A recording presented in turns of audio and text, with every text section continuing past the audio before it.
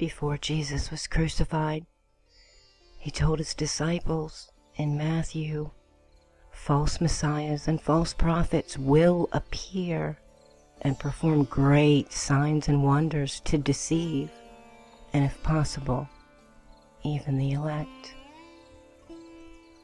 3 days after burial. John chapter 20. The first day of the week cometh, Mary Magdalene early, when it was yet dark, unto the sepulchre, and seeth the stone taken away from the sepulchre. For as yet they knew not the scripture, that he must rise again from the dead. Then the disciples went away again unto their own homes, but Mary stood without the sepulchre weeping.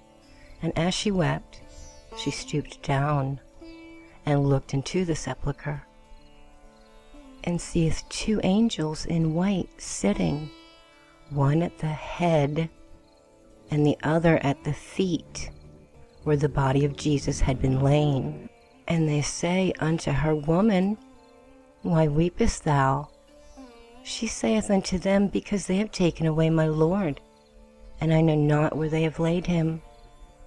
And when she had said thus, she turned herself back, and she saw Jesus standing, but knew not that it was Jesus. And then Jesus said unto her, Woman, why weepest thou? Whom seekest thou?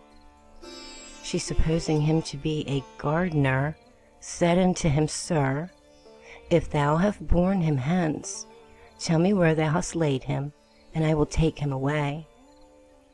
Jesus saith unto her, Mary. She turned herself around, and then she said unto him, Rabboni, or teacher, which is to say, Master. Jesus saith unto her, Touch me not, and some translations say, Cling to me not, and I like that one better. But touch me not, for I am not yet ascended to my Father. But go to my brethren, and say unto them, I ascend unto my Father, and your Father, and to my God, and to your God. Mary Magdalene came and told the disciples that she had seen the Lord, and that he had spoken these things unto her. Flashback to when Jesus was alive and told these people, at that time, if anyone says to you, Look, here is the Messiah, or there he is, do not believe it. So if anyone tells you there he is out in the wilderness, do not go out, or here he is in the inner rooms, do not believe it.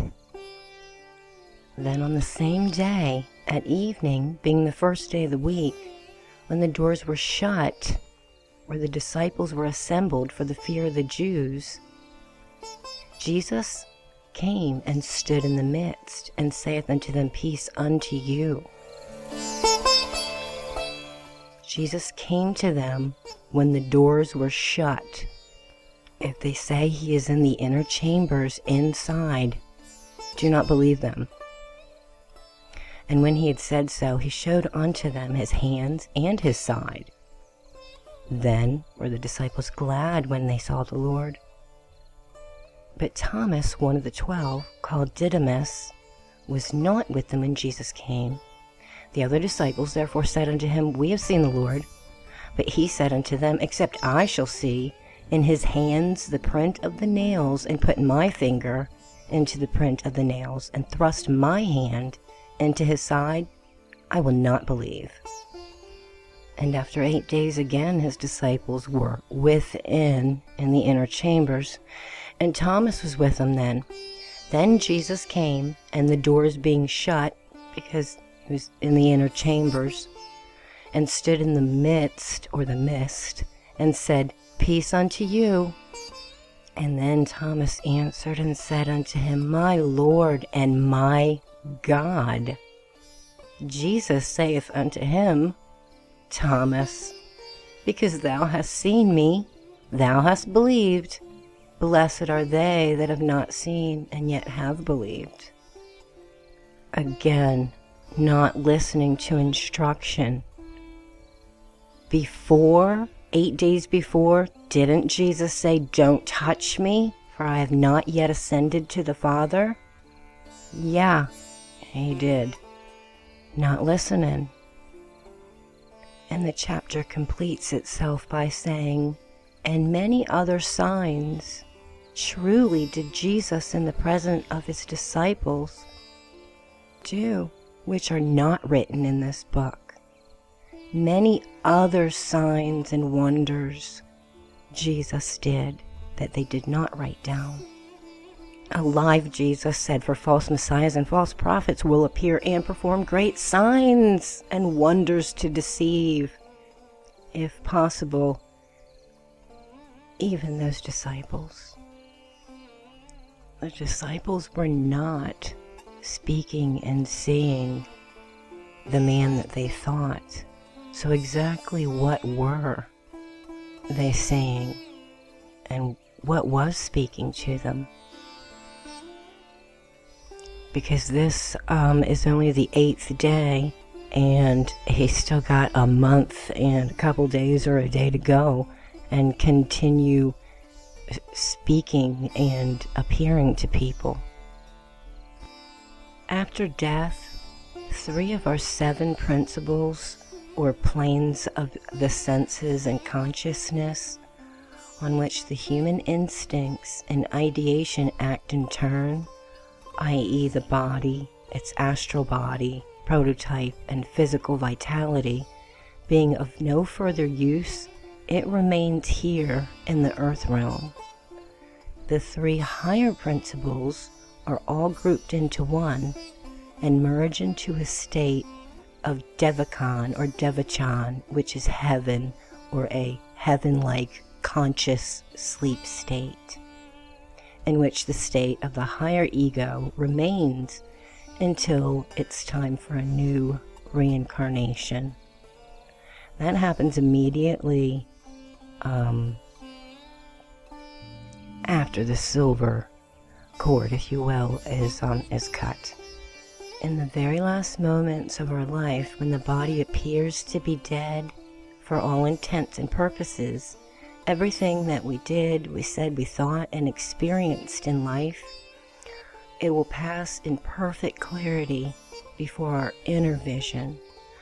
We'll see the absolute justice and fairness of everything that happened to us in life, and how everything proceeded exactly as it was supposed to, according to the unfailing law of cause and effect, action-reaction, which is known as karma.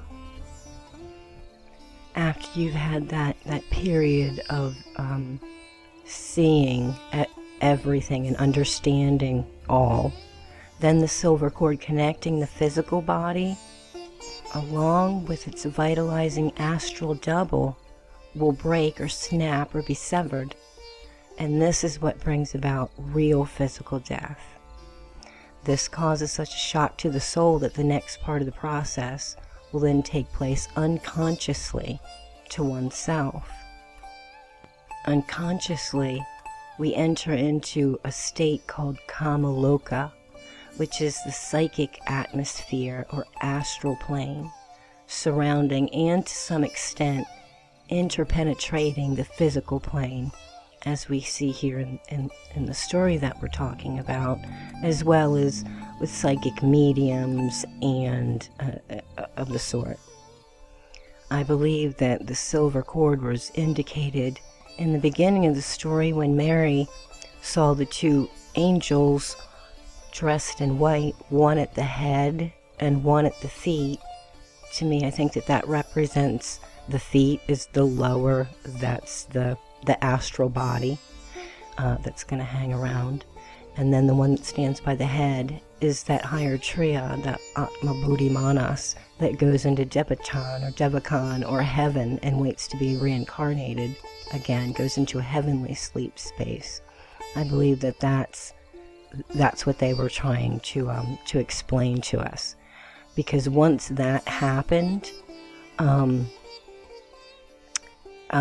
she started speaking to the astral entity that was left over, and it literally said, "Don't cling on to me. I'm not that guy. I'm not it." And I haven't ascended to my Father yet. Our astral being has to die off, just like the body has to die off, and it takes time. Our higher self, or the higher being, soul, spirit, it's ever living, and it doesn't die, and it doesn't experience any of this. It's not concerned with any of the stuff that happened here, or the people. And that sounds kind of cold and insensitive, but it's really not, because the higher picture is in focus. And the higher being knows that it's going to come back and do it again. Play it again, Sam.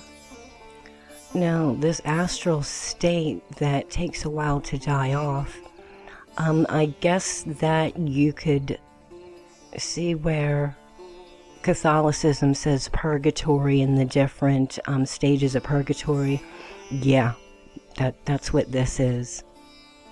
While we're here during life and in a physical form, we experience karma on a physical level, for past and present things that we do. And then once we die, then our astral being, who's attached to all of the lower things, our desires and lower egotisms, are the rulers. So this astral purgatory, or kamaloka, the length of time that you remain there is determined by a whole bunch of different factors, but primarily the degree of sensuality and material attraction that characterize the life that we have lived, or one has lived. What takes place there is a separation between your lower sensual material nature and your higher, more spiritual nature. This lower fleshly or sensual materialistic side of our natures cannot enter heaven state, or devachan, and it has to be cast off here in this realm, in this outside realm that we can't see. That's an intermediate state called kamaloka. The more spiritually and less materially your thoughts, actions, desires are, and sensualities while you're here, then the swifter that it'll happen. You'll escape purgatory much, much quicker. It'll be really fast. Our astral body, it's asleep in a akashic sleep realm that it really doesn't understand that it's dead. In the beginning it did, but now it doesn't. It's a very confusing darkness. It's a good word. Darkness. The state lasts from a few hours, and rarely less than that, to a few days, a few weeks, a few months, and sometimes several years. So purgatory, different levels for, again, like I equate it to like burning off more karma. Like you have to burn it off here in your flesh, and since the flesh has to die, then the astral body, while it's in its decay and deteriorating and dying, it has to play out more of that said karma. So it can last a couple of hours if you've led a good life, I guess is the easiest thing to say. Days, weeks, months to several years. I did read in the information that the several years is circumstances where, again, Catholicism is going to come in. It makes sense to me now why they say that suicide is like one of the most heinous sins that you can do. Why? Because people, I understand why people do it, but if they understood what was going to go on after they killed themselves, they wouldn't do it. because that's the several years.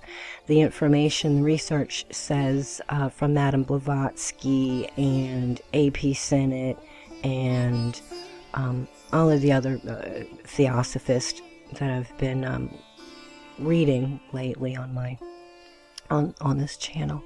And they all say that suicide, when one commits suicide, they have to complete the years that they were going to live on Earth in this Kamaloka state, in this astral state. So, my goodness, that would not be a good thing at all, would it? I mean, if you couldn't take things and you killed yourself at a very young age, and like the plan was, or the contract that you signed out before you came in was that you were not going to die until you were like 70, that means that all of those years you're in the darkness flying around in a lower astral form. That's horrible. That's horrible. But now I'll go on with the resurrection story. The story goes that Jesus hung around for 40 days. 40 days, so that's definitely not a few hours.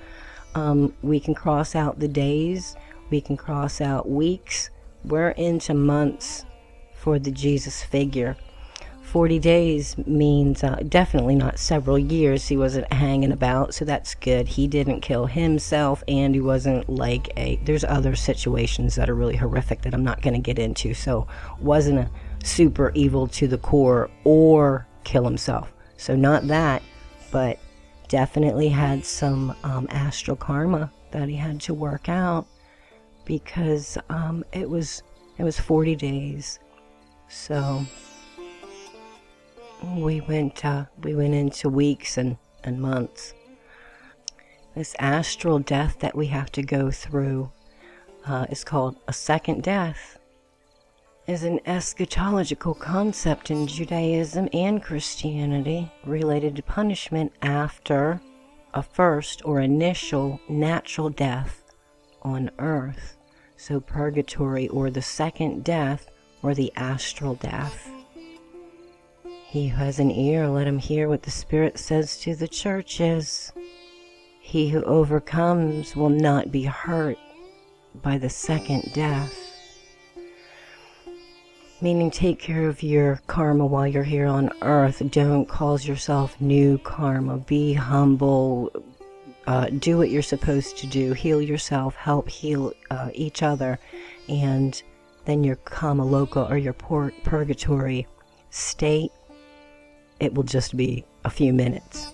Boom. And you won't have to hang out and continue to be hurt by everything that you see and you hear around you. People who miss you and love you, you can't do anything in it because, you're an astral form. Yeah, it's like not good at all. He overcomes will not be hurt by the second death. Be quick and painless. Bam. And possibly you won't even have to reincarnate again. That's what the whole thing is supposed to be about, so that you stop reincarnating. Yeah. So back to the last astral appearance. Then the 11 disciples went to Galilee, to the mountain, or the Mount of Olivet. And the Mount of Olives separates the Judean desert from the east of the city of Jerusalem. And again, we're going to reiterate, if anyone tells you that there he is out in the wilderness in the Judean desert, or up on the mountain, don't go out. Don't believe it. But of course they believed it. The 11 disciples went to Galilee anyway, to the mountain, to the desert, to the wilderness, where Jesus had told them, astral Jesus had told them to go. When they saw him, they worshipped him. But some doubted. Yay for those. Then Jesus came to them and said, "All authority in heaven and on earth has been given to me." That is 100% astral. 100%. It's me, glorious me. Therefore go and make disciples of all nations, baptizing them in the name of the Father and of the Son, me, glorious me, and of the Holy Spirit, and teaching them to obey everything I have commanded you. And surely I am always with you to the very end of age. And yep, hashtag truth, because yep, Astral Jesus, the personality of that he was burning off, it's still alive. It's still alive today. It's still alive. For many will come in my name, saying, I am Christ, and shall deceive many. Yes, his astral came and said that he was the Christ, and had people worshiping the man Jesus, and that was incorrect, because the actual Christ consciousness had nothing to do with any of that stuff. It was gone the moment that that cord was snipped, that silver cord. The angel at the head said, boo, see ya, I'm outie. And the angel at the feet said, I'm gonna stay around for a while because it's my portion. They all thought that it was this man. They all thought that it was this man. They were speaking to his lower man. That's what they were speaking to. The astral doppelganger. Even in the beginning of the story, he said, don't cling to me. Like, don't hold on to the idea of fleshly Jesus and all of these notions that you have, because it's not true. I haven't yet ascended. Yeah, he had his work to do, 40 days worth of it. Don't cling to me, don't touch me. Don't cling to the things that I say. Don't hold truth to what I'm saying, because I'm not the real McCoy. All right, mass love, you guys. Love yourselves. Love each other unconditionally.